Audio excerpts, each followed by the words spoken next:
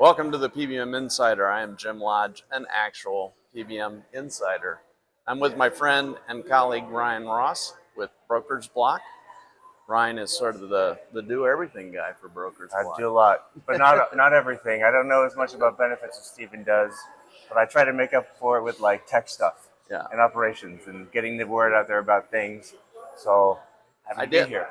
Well, we're at the NABIP Conference, National Conference in Atlantic City, New Jersey today. Mm-hmm. And Ryan, you just told me about a session that you went to around artificial intelligence. Can you tell me some of the key findings or learnings from that session? Yeah. So the first thing is that right now there's a lot of AI skepticism that we have in the U.S. People are probably confused with AI. They're probably intimidated by AI because they're like, oh my gosh, it does everything. I'm worried about my job being taken. And one of the key things that this guy was talking about, he was saying that and this is not a new phrase, right? We keep hearing this from leaders of AI companies. AI will not take your job. Somebody using AI will take your job. So that's one thing we need to think about, right? Actually using it will put you ahead of everybody else that's not using it because for whatever reason they don't want to. So that's one thing. Second thing is that we've already been using it for a very long time. Now it just talks back. Oh, that's interesting. Yeah. So tell me a little more about that. He was saying that, if we have cars now that most of the time they're using AI to help you do braking, right? Now self-driving cars do the driving for you. So it's very commonplace that cars use AI already, right? In your email, email helps you sort through spam and promotional emails and figure out like, when did I send this email to Jim about our podcast with Mark Cuban, right? How do we arrange that, right? Email is being sorted by AI already. Your news feed, that is 100% being sorted by AI based upon the things that you're engaging with already on LinkedIn and on Facebook and Twitter and TikTok and X and whatever. So AI has been around for a very long time, but now it is becoming much more generative. That's why it's called generative AI, right? You can create things faster, and it talks back. It says, you can say, hey, give me a recipe for fettuccine Alfredo, and then it'll say, oh, well, what's the occasion, and blah, blah, blah, right? And maybe it'll give you a recipe, and it generates stuff back. It talks back to you, so now you can have a conversation with it. That's what's new about it, right? Still, people are a little bit worried because they're like, oh, well, if people can just ask for a benefit plan, right? Or, what should my group benefits look like? Then why would they need a broker to actually give them the plan? But it's so much more nuanced. The knowledge that the broker has is so much more nuanced, and it is really it's a people business.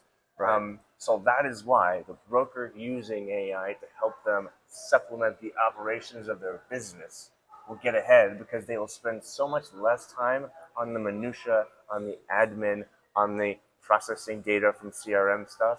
You can spend 45 minutes a week doing that versus 4.5.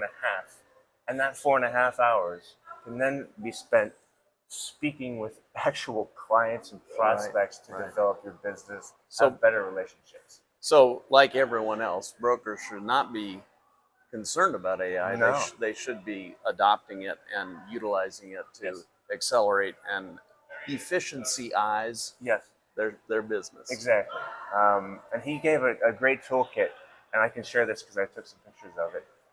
But a couple of the things he was talking about was make sure that you are speaking to it correctly and asking it to speak to you correctly as well. Saying like, don't give me any unsupported data information, right? I want to have sources for the things that you're telling me. Push back on its answers and say, hey, this doesn't sound right. Because if you're the expert, you should be able to say, like, you know what? I don't believe that part of what you said. Give me why you would reason that way. Gotcha. Right? Have an appointment every day at the beginning of the day and say, what do I need to do today? Right?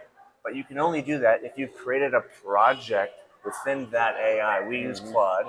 You can create a project. You can tell it about your business, who your clients are, what your product roadmap looks like, what your next 3 months need to look like. I literally do this every day. I say, what are we doing today?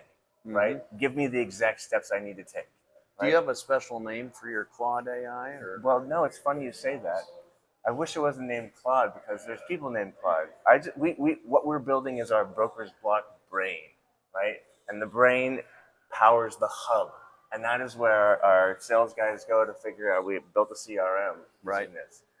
We built a quoting platform using this. So brokers send us RFPs. We store them in a HIPAA compliant way. That was a big thing in there too, right? If things are not stored HIPAA compliant, then AI can go a long way to help you it could just stay look compliant. at everything, right?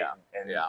And you got to put guardrails on all of the information that you're putting out there and how your systems work. Right. But we're building our hub, and we're going to make this really efficient because streamlining the quoting process is a really important thing to do. And AI can help you not only build that, but also be a part of that process as well. I'm a Chat GPT guy. Yeah. And my guy's called Chat Mandu. Okay, this is the PBM Insider, keeping you informed. Have a good day, everybody.